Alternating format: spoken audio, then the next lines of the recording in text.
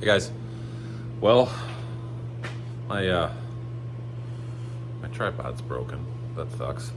Guess I better order another one. But we're back working on the C3500HD project, and we're gonna take a break from body work. It breaks my heart. It really does, because I love body work so much. But alas, other things got to get done, and I'm out of some supplies for said body work. So shucks, we'll do some other stuff. Spin you around, let's take a look.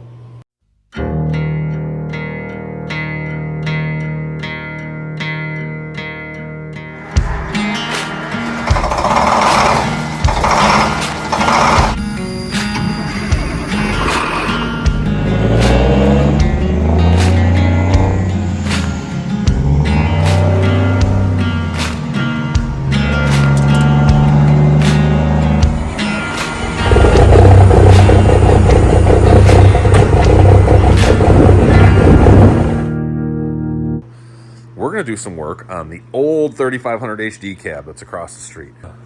We're going to just go and do it by hand. There's not that many things I got to get off, so let's detail what we got to get off of that cab. I need to get, I pulled one marker light assembly off, but we need to get the other four off that truck and take some final measurements and the wiring harness. That way we can run cab roof lights. And we also need to get, I'll probably pull the stereo and the harness for that, because I'll probably reuse that. It worked fine, so why not? I've got a boost gauge I want to get out of there. I've got the Dakota Digital converter box for the speedometer. I want to get that out of there. There's not much else. There's not much usable in that cab, to be honest, guys. The only other thing I can think of... Oh, there is one important thing. The manual transmission pedal assembly. So we've got to get that out. And that's the big chunk of work we got to do today. So, I'll show you in more detail. But the way I had it before, that pedal was over here. And it ran a rod.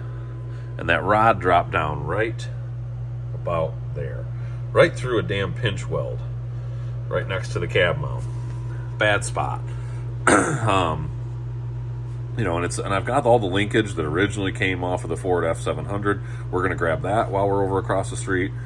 But we're gonna mock that up on my temporary cab that's over on the chassis. You know, the transmission and the clutch rod are in there, so we can mock up and maybe even partially install how we're gonna run that. And then hopefully my goal is that we'll still do a rod. I may even reuse the boot that I used in the old cab, but I may have to order another one. But regardless, we'll find a place. I'm hoping right here in that flat. So this is where the inner fender comes in. You know, that angle right there. So we can't go through there. So we've got to be back over here. We get too far over into this flat or over into here, and we're in the way of the brake pedal. So we've got to be in this general area right in here. You know, the way it worked in these cabs originally was these trucks had a hydraulic clutch assembly. I am trying to avoid the expense of a hydraulic clutch assembly. I like the linkage. It's simple, it's adjustable, it's reliable. So I'd like to reuse that, and I've got everything that transfers the motion from over here to over here. So anyway, we gotta do that. And I ordered this nice Dorman boot for a Kenworth, and it didn't come with a ring. Dorman, what the hell? So I gotta decide if I'm gonna fabricate one or if we're gonna see if we can order one. But regardless, at the very least, that we don't have to worry about that right now. I don't need a shift boot in the truck. But what I do need to do is I made my cut too far back. Idiot! I've got to install a little piece of sheet metal right here. We're going to weld that in, and then we'll drill our holes so that that's ready to go. That's a simple little fix, but we want to get that done so that we don't have to drill holes. The whole goal here is that hopefully all the holes we have to drill in this cab are drilled before we paint. Those seat mounts I welded in for the potential Volvo seats that never were, those got to get cut out. So that's our laundry list. We're going to do all those odds and ends today instead, or get as far as we can on them at any rate. And that way then, by next weekend, I've got all my sandpaper and all of my supplies, and the goal will be over the course of that weekend to get this whole cab sanded down, epoxy primered, high build primer, some more sanding, and then some more epoxy primer, maybe. And then we can move on. After that, it's just a matter of paint.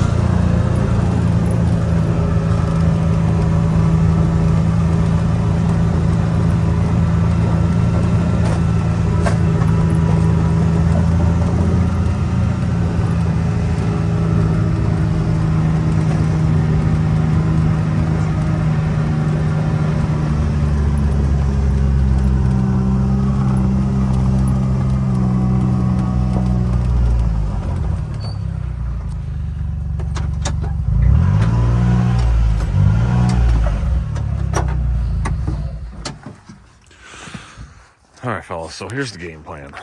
There's a couple things we're going to get out where the truck sits here, like this. And then we're going to take the old winch, and we're going to string it over top, and we'll probably just hook it right in there to the roof where it's already all screwed up, and we're going to pull this thing back and tip it up on this back end. That way we can get to some other stuff that we need. But reality is most of this is junk. It's rotted. The floor is gone. The rockers are gone. The roof is gone. She's no more. This truck is done for. So, and it's time to move it on towards scrap. All right there, fellers and fellettes. Just finished getting the old Hydro Boost out. We got a wire harness coming along with it. And show you what we got. Been working at this for about an hour. I'm kind of covered in mud and shit. And luckily, the ground's mostly frozen. So we got ourselves a 3500 HD filler panel.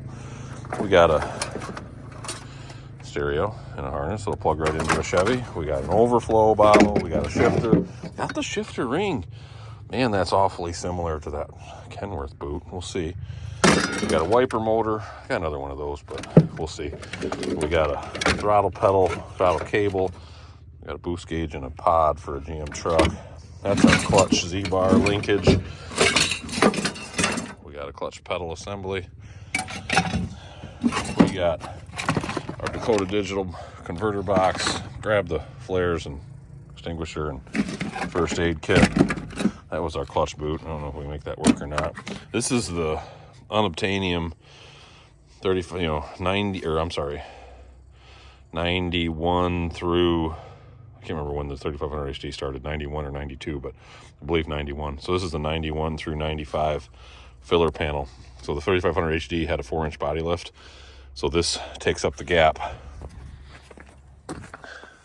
right there and extends the fender flare down, the normal filler panel. God, that filler panel's cracked. Dang it, we're gonna have to order a new one. Some bitch. You some bitch. Or fix it. We might be able to plastic weld that. We'll see. Anyway, so these are like impossible to find. This one's broken. Every tab's broken off.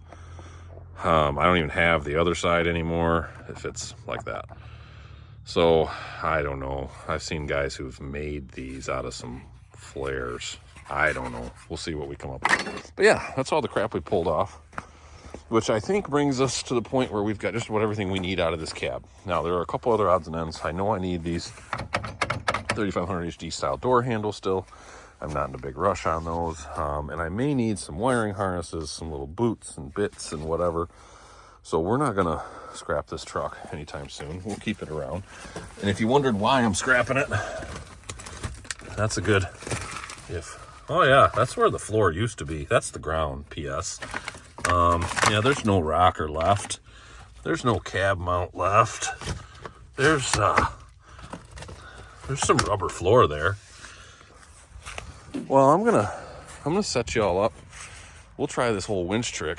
I don't know where I'm gonna set you up because, like I said, my tripod broke, but I'll set you up and we'll see what happens here. All right, so I'm not entirely sure how this is gonna go.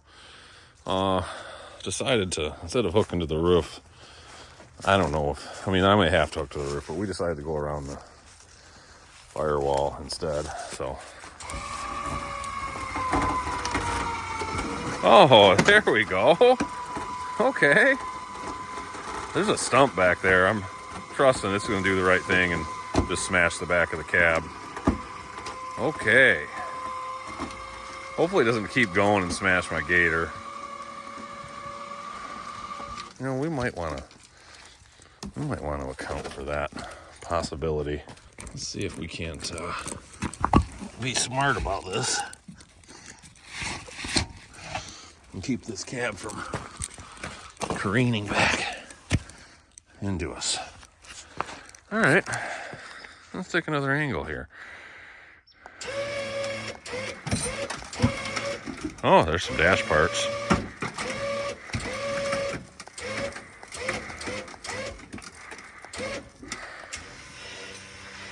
Oh, there we go.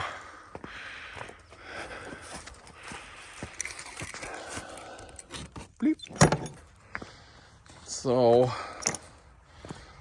we are going to, it looks like this fender has kind of already deleted itself. Oh yeah, that's why we bought new inner fenders.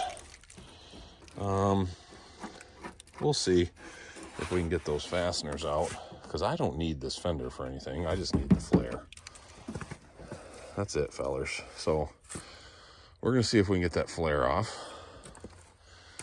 and then we're gonna see if we can get this flare off. We got to pull the hood hinges off of those fenders because those are important. All right, well, the old cab's back on the ground. We got the fenders off. Like I say, I'm not gonna scrap this just yet because we never know. I think the only thing we might need is maybe some boots and brackets for the firewall here, and maybe some parts of the wire harness, but I doubt it because I have a complete wire harness off of the blue cab I bought. So, you know, maybe a little bit, but nothing much. The rest of this otherwise is junk, other than, you know, like I said, door handles and some things like that. So we got our marker light harness out. All right, here's this clutch linkage. So this is how this works. This would be essentially has to mount. This was welded to the frame rail. This is the original, I think this is the original Ford bracket, and I modified it when I built this Chevy. This was the original tab. You can see where I welded on here and put some angle and a really crude little stop plate, which my fabricating skills now, while nowhere near ideal, we can make that a lot better than what it is. But irregardless, this is how it works. All right, so lots of progress being made. We got this all cleaned up and disassembled. And again, I'm sorry, my tripod's broken. But this is our rod that comes through again. So we took everything apart, we cleaned it all up. It's not quite ready for paint, but it's close. Probably close enough for the girls I go with. And what I found too, this was the bracket, and I tell you what, my fabrication skills and the amount of tools I had when I built this truck, I don't understand how I built it and how it lasted as long as it did. I had two pieces of 1/4 inch, looks like 1/4 by 2.5 inch bar, and I had it tacked top and bottom, and I didn't have a big enough drill bit, you know, a hole saw or whatever, so I hollowed that out with a burring wheel, I think. I'm remembering this now. I think it was a used piece of metal, and so it had this existing hole. Like, good Lord, Rob. Anyway, we're gonna do away with that, obviously. We might keep it for the pattern for a moment. But So the way this worked in the Ford was that this was through the C-channel frame rail, and it had a center hole board, and it bolted, sandwiched across the rail, and that's how they got the motion to go through the frame rail. Well, this truck has got a boxed frame, but that boxed frame ends right in the area where this was mounted anyway, and I think I can go back to that mounting method. It's going to make us have to get creative with this bracket because there's a cab mount right there, and we may have to give it a belly, give it a kind of a C-notch, I guess, if you will. But I'm willing to do that. We can make that work. But anyway, I'm going to do some digging. So everything's cleaned up. Spring, got the arm. It's proof that it's a Ford part because you can see right there, we got the old blue oval. I'm sorry, upside down. We got the old blue oval there, so that's workable. We'll have to get a new heim joint. I'm gonna go, basically I'm gonna put this where I can put it. I'm gonna drill the holes. I've got fresh hardware. We're gonna bolt this thing up and get it painted. Well, the paint will probably come later, but at any rate, we're gonna bolt this up, get it in. I'm gonna go ahead and right now grind this angle iron off, get rid of it, because we're going to redo something with that. And we'll work backwards. We'll work from this point to where I want the rod to come through, and we'll make a bracket or a connecting rod, if you will, that does what we need it to do. All right, guys, so here's where I'm at. We're under the truck, and I can better show you.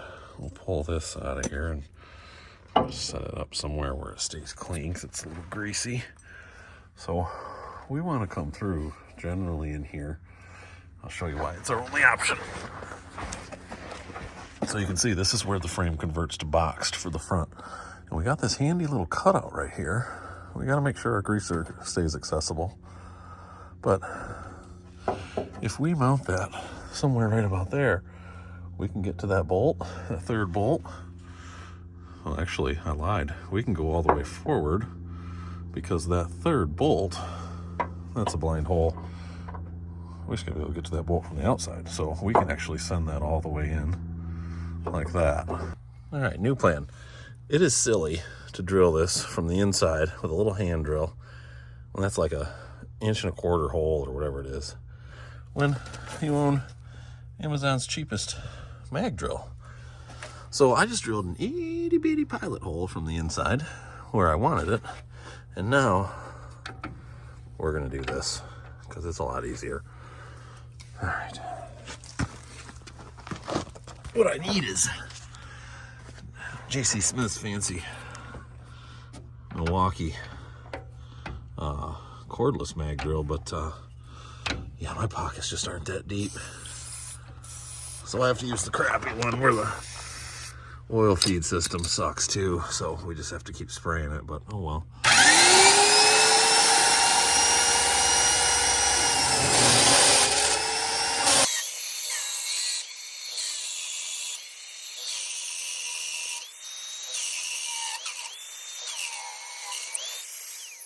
So now comes the fun part of, because this flange is not perfectly triangular, we've got to clock this where we want it so the grease zerk is accessible, and then we'll match it up with our old broke bracket and we'll mark the holes on the outside. Okay, so I've transferred my marks and we'll set up the mag drill, punch those through, and then we can actually mount this. All right, so I ended up switching. I don't know why I was gonna use a regular drill bit when I had an annular cutter that was about the perfect size. So yeah, we just used the annular bit. So anyway, let's get this thing out of here.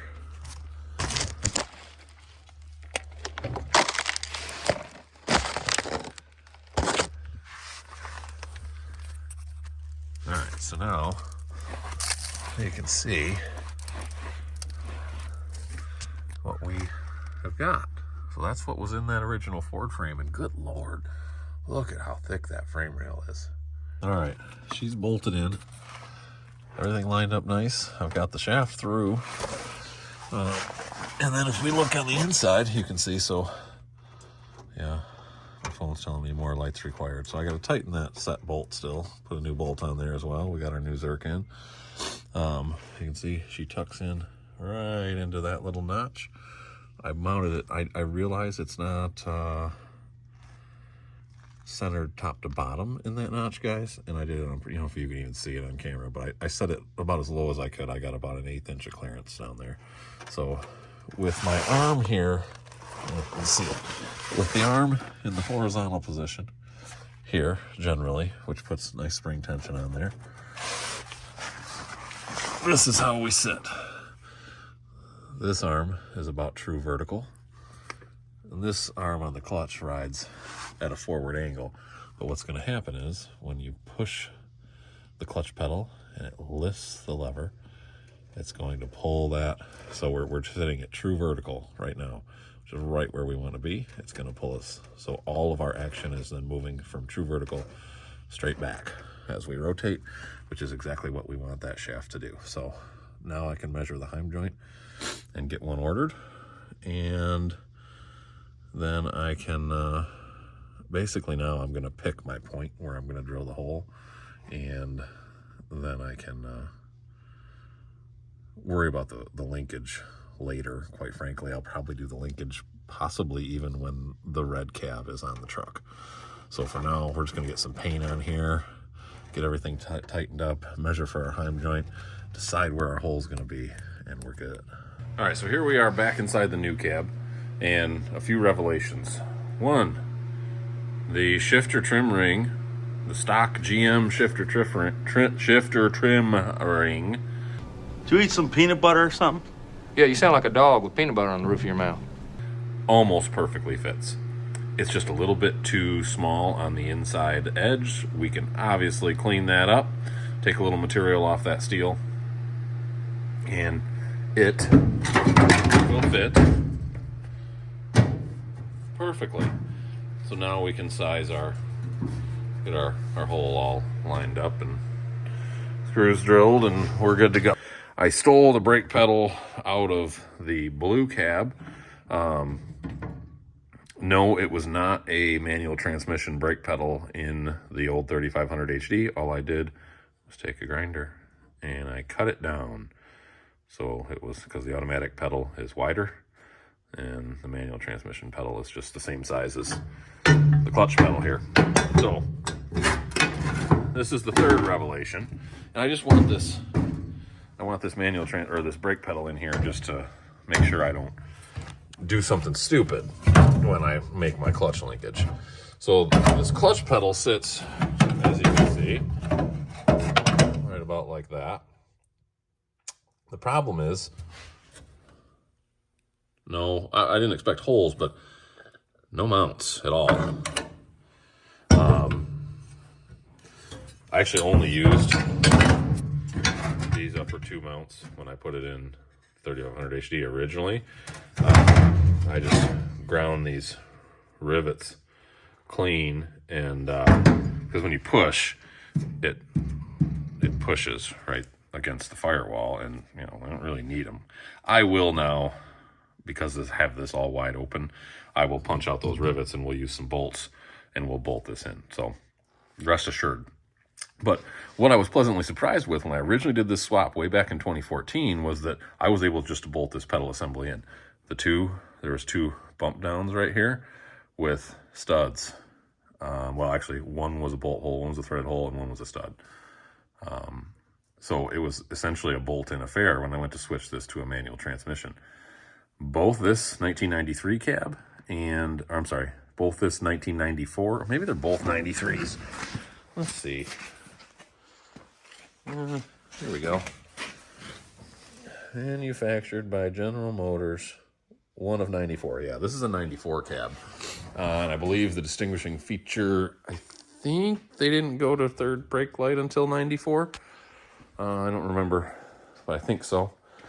But regardless, neither the 93 nor the 94 extended cabs have that stamp for the clutch pedal. My 95 cab, my 95 3500 HD did. All right, so here's what we got. Instead of those those rivets are welded. I'm not going to take the time to take those off, so we just did the opposite 2 corners. Drilled some holes, lined it up, drilled them through the firewall, bolted it on. Now, so we've got these 2 factory holes right here, and we've obviously got this gap. And, well, you know, it just seems kind of silly. I can get down into this cowl right here, which is this sheet metal right here.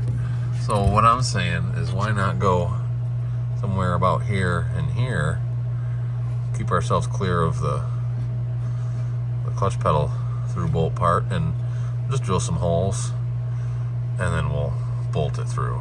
Well, look at that. We got 2 pedals. Everything's bolted in nice and snug. All right, well, I went for it. I went from the bottom so I could go around the pinch welds. Yeah, that's where it's going. So we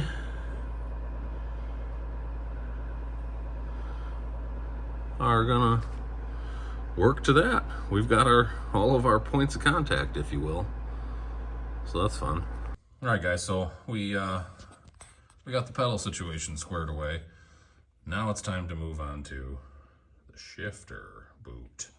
So I did, as I mentioned, the stock Chevy ring actually is nearly perfect size. So I just took about, I mean, literally maybe a 30-second off of the inside all the way around, and re-radius the corners, and we are good to go. Cleaned it up a little bit with the flap wheel just to get a little rust off. We've still got to sand it, and eventually it'll get painted. I like too this is going to be black rather than an aftermarket chrome ring.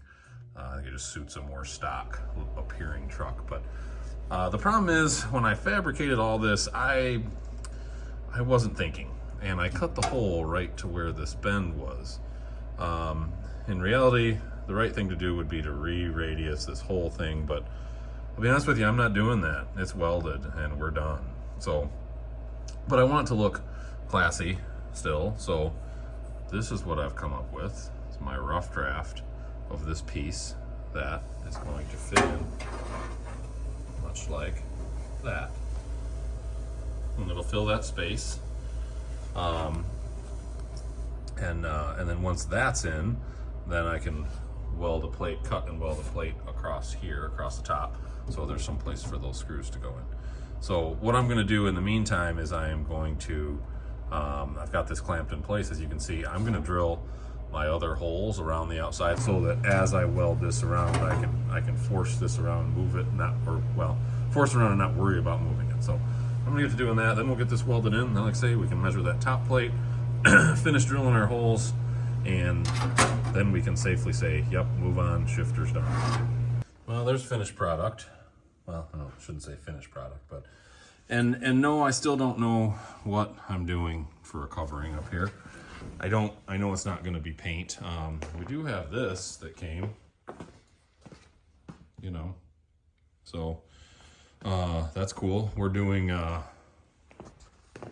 going to be black rubber. I didn't want carpet, and I don't like the tan look. I want the, you know, the tan interior, but I like a black carpet. I like the contrast. And that's why my seat bases are going to be black and things like that. Hides dirt better, and I just like it. That's what we're doing. So this is going to be black, and one way or the other, though, that factory, I don't think there's going to be enough excess in that factory carpet, that factory rubber floor to cover up and over this. So we're going to have a seam, and you know, it may just be more rubber. I don't know. It might be something like truck bed coating, and then something to seam it. I don't know yet. We'll cross that bridge when we get there, fellers. That's in a few weeks. But anyway, that's done. And as we can see, if we can find the right direction, we'll get the right one here eventually. There we go. There we go. And obviously, if it was screwed down, we'd be nice and tight. But you know, we fit all the way around, and I think that's a great solution. So all I gotta do now is finish drilling those holes, and we've got a boot. Then we gotta get those damn things cut off, and then I think the last step is going to be roof marker lights. All right, guys, so here is our marker light assemblies, and you can see these are the factory GM ones. The pigtail comes up through the hole in the roof and then places in there, and then obviously it acts as the seal. Lens goes around it and screws in. This is one of the original factory screws as a Torx head, and just goes through. And the way GM did it is they had one of those fasteners. I have a much bigger version here. I don't know what they're called, like a clip-in type fastener. So something along the lines of that, where it's almost like a D-shaped hole, and this clips in and holds, and then it's the nut insert, basically. These are from a fender, an inner fender. So a very small version of that. I don't have a good way to cut said D-shaped holes. What I have is drill bits. So I needed a cylindrical hole. So I went to my local parts store, and no, I don't shop at AutoZone or O'Reilly's or Advance Auto. Don't say I haven't been there in the past. Usually it's if it's a Sunday and I can't get something someplace else, and I just have to have it. But so I went to my local auto parts store, independently owned. They take care of me. They know who I am. Much better prices anyway. And anyway, so there's my public service announcement for the day. But I found these tubular nuts. They're for a 3/16. So you can see the little clips on the edge there. And so we drill a hole appropriately sized, and we drop it in. Those clips hold it in place in the sheet metal, and then it's a nut cert essentially. And they're nice and shallow, as you can see, so they'll work great for this application. But I want to test one out. So obviously these old fasteners are metrics, you know, number 8s or whatever they are. So I grabbed myself just a standard. This one's stainless. It's basically what we'll end up using, probably about the same length and everything. But that's a stainless Phillips head screw I had sitting around in the drawer. And I just took, this is slightly thicker than the sheet metal of the truck, but regardless, it gives us our point. So I drilled the hole. God, I wish I could get that to focus for you. And as you can see, then the screw threads right in, and it's nice and tight. Tight enough for a marker light anyway. So I think those are going to work great. We did the test. We got enough here. How many is there? 12? I don't know. 16. So we got plenty, even if I don't get this one back out, to do our 5 marker lights. We need a total of 10. So I'm gonna go ahead and locate everything now. I'll put some marks, scribe marks onto the roof. Based on my measurements I took off the old truck, we'll drill the larger center holes for the wiring harness, and then the other 2. We can actually use this as a nice little template. So we'll scribe where they go, we'll line everything up, mark the holes, get them drilled, and then we won't put these inserts in. I want to paint the hole. We'll insert these when we go for reassembly after everything's painted. By the way, it is really handy to be able to stand in the cab without a windshield and do things like this. So you can see we've got 5 sets of marks scribed. Triple checked everything with the tape measure again. We're exactly 2.5 inches off the windshield line. We are exactly 4 inches, I think it was, I don't remember now, inboard of the door line. We are exactly 4 inches on center for the 2 holes, and then whatever the measurement was for that center hole. So, and then 6.5 inches on center for the triples. So we are good to go. Time to drill some holes. All right, well, I know it's exciting, but there's some holes drilled. I did not drill the large, they are 1 3/8" diameter center holes in order to fit the profile of the factory grommet. And I didn't drill those because I don't have a hole saw that size. I don't have an annular cutter that size, and it would be ridiculous to put a mag drill on this roof. It would probably actually dent it. I've got step bits that'll do it, but then I go through the inner panel. So these don't have to be done today. The hard part's done now, so I got on trustyoldhomedepot.com. My local stores actually didn't have a Diablo. Diablo's the hole saws I run. I know, surprise, surprise, not Milwaukee, but I do have one Milwaukee hole saw. But anyway, I digress. I like the Diablos better. And they didn't have an 1 3/8" Diablo hole saw in my local store. So, but what works out awesome is you can order for free on homedepot.com, and it is delivered to your doorstep the next day. So we'll have one of those tomorrow, and we can finish boring those center holes. So otherwise, she's ready for marker lights. Real quick, last step. Took off the temporary seat mounts, ground them down, flat wheeled them down. There's a little bit of that tab left, but it's going to be under the floor. Nobody's going to know the difference, and I'm not going to go to that much trouble and risk damaging the floor pan. So all done, and there we go. There's all the metal work. Okay, guys, well, I think that about does it for our metal work on the cab. It's time now to revert back to sanding, which I'm so pumped about. But I got my paper for my board, for my long board, and yeah, we're just going to get it over with. But that's not going to happen today. It's not going to happen in this video. It won't probably happen in any video because that's boring. Yeah, we'll get that done another time, but we're making progress. So I appreciate y'all watching. I appreciate you sticking with the 3500 HD project. Don't forget to like, subscribe, and love to see your comments too. In the meantime, though, take it easy. Y'all have a great week.